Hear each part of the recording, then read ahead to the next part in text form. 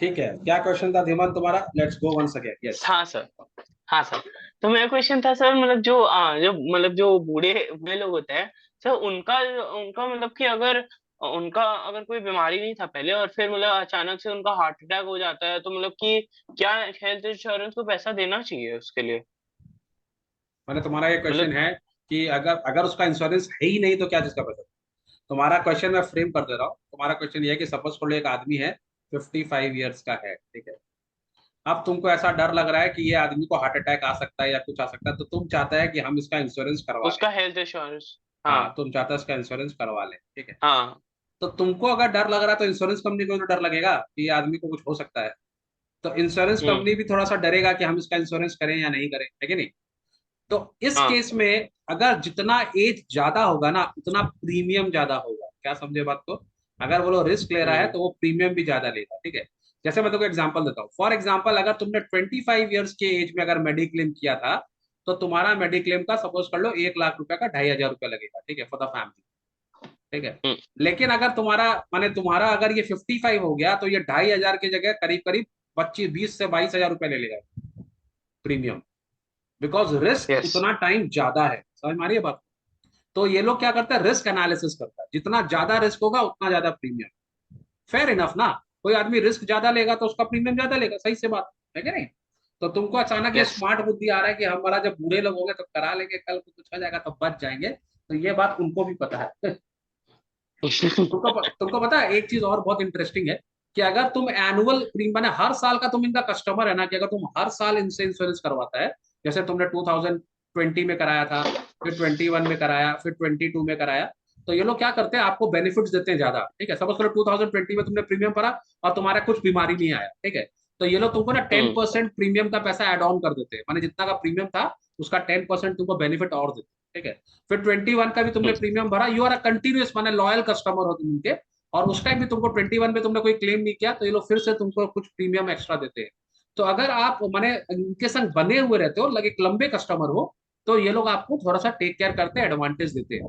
पर तुम one time तो में तुम जस्ट सोच रहा लाइक है, क्रेडिट स्कोर।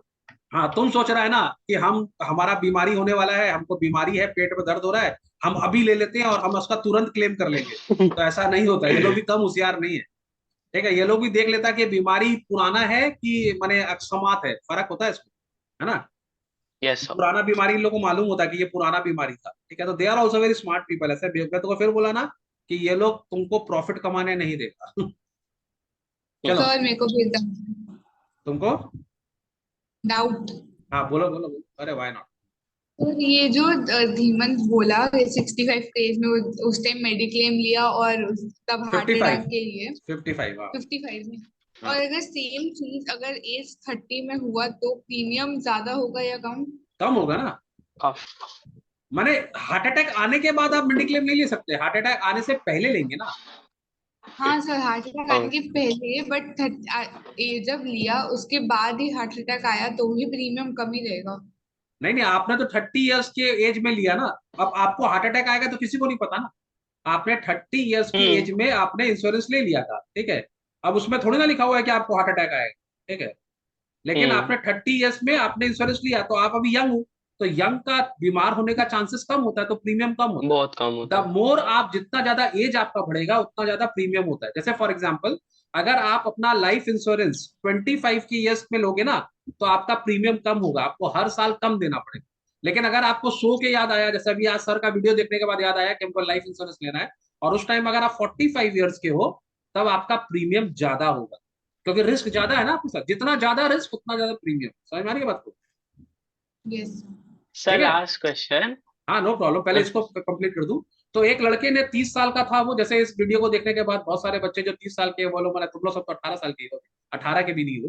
तुम्हारे पापा अगर सपोज करो सोच रहे 30, 32, 35 के पापा है तुम लोग के, तो अगर उन्होंने अभी इंश्योरेंस लिया है तो उनका प्रीमियम कम होगा, विच इज गुड। अभी कम प्रीमियम में उनका काम हो जाएगा, और सारे साल जिंदगी भर वो कम देंगे क्योंकि ही स्टार्टेड अर्ली, ओके। लेकिन अगर ओ। जितना आप डिले करोगे उतना आपको ज्यादा प्रीमियम देना होगा। अंडरस्टूड? हाँ। तो इट इज गुड कि आप जल्दी से जल्दी कम उम्र में इंश्योरेंस लें। Yes Dhimant, your sir clear हो गया, क्लियर हो गया। क्वेश्चन अपने आप ही क्लियर हो, वेरी गुड।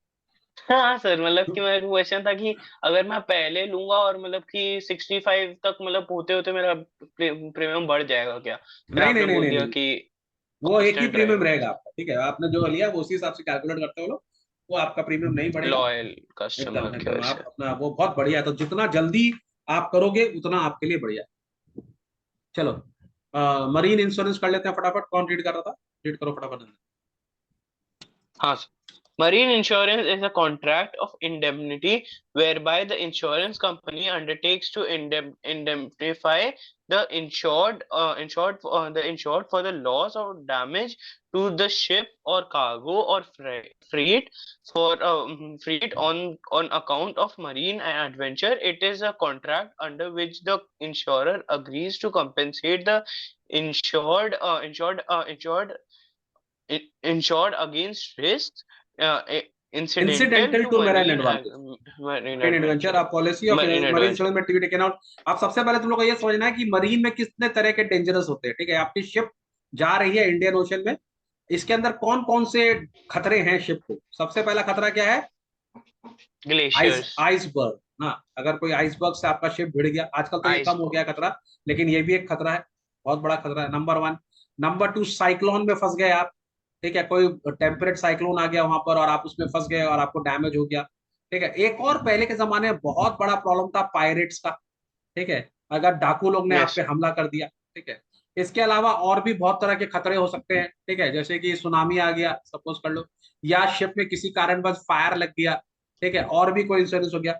तो जब आपका माल कार्गो लेकर जब शिप जा रहा है और आपको ये सारे खतरे हो जाते हैं, तो इस सारे खतरे से आपको इंश्योर करता है मरीन इंश्योरेंस, ठीक है। तो इसको हम लोग बोलते हैं perils of the sea, peril मतलब डेंजर्स, तो पेरिल्स ऑफ द सी जो भी होते हैं उससे ये आपको सेव करता है। समझ में आया बात को। तो सबसे पहले देखो यहाँ पे दिखा रहा हल इंश्योरेंस, हल का मतलब होता है शिप, ठीक है, शिप का इंश्योरेंस, ठीक है। In this type of marine insurance the ship is insured against sea perils. Hull का मतलब हो गया तुम्हारा कवर्स रिस्क और लॉस और damage to the ship, the ship में भी insured for a particular period for a particular trip, जैसे हमारी टाइटैनिक थी, ठीक है, अब टाइटैनिक का भगवान करे उसका इंश्योरेंस हो, वरना वो तो ऐसा डूबा सबको लेके डूब गया, ठीक है, उसका मालिक भी बेचारा घर बैठा बैठा डूब गया, जो जहाज में थे वो तो वैसे डूबे, उसका मालिक घर में बैठा बैठा डूब गया, उसका इतना बड़ा जहाज डूब गया। तो अच्छा होता है अगर वो इंश्योरेंस लिया हुआ रहता, ठीक है। फिर कार्गो इंश्योरेंस, सर कार्गो का एंटोनियो मतलब, को भी इंश्योरेंस लेना चाहिए था।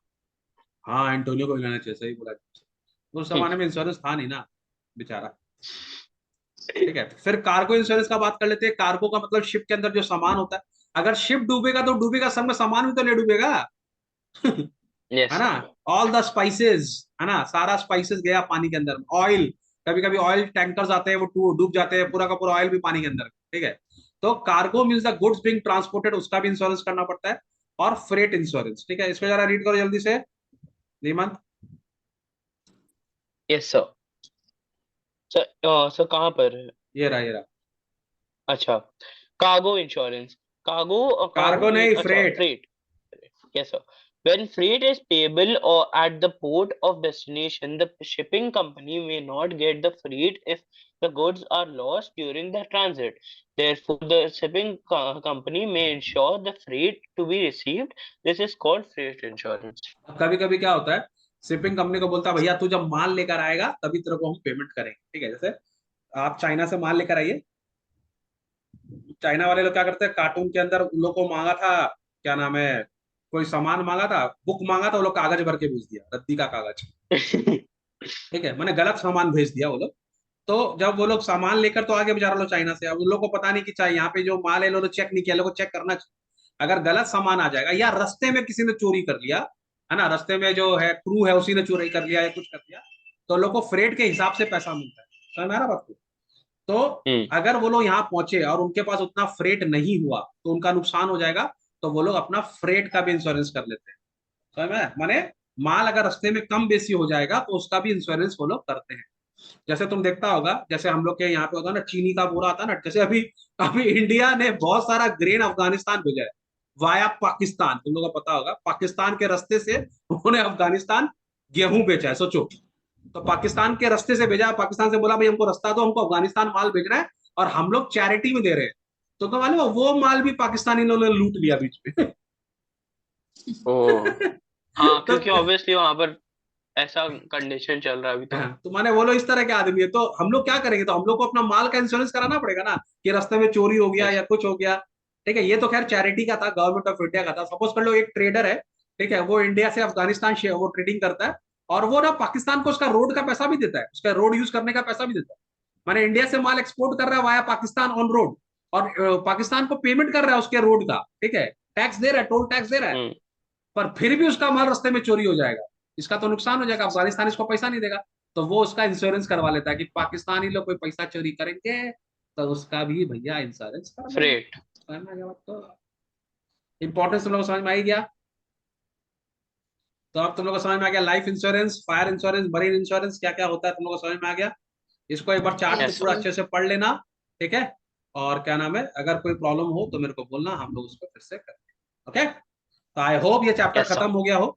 ठीक है, बाप रे बाप कितना बड़ा चैप्टर था ये, भगवान। चलो बाय बाय, एंजॉय करो सब लोग। ठीक है, सर को थैंक यू बोलना। Bye bye. Thank you sir. अरे तुम लोग नहीं, जो वीडियो देख रहा हो, सर सब्सक्राइब ही हम कर भी देना। बोल देंगे।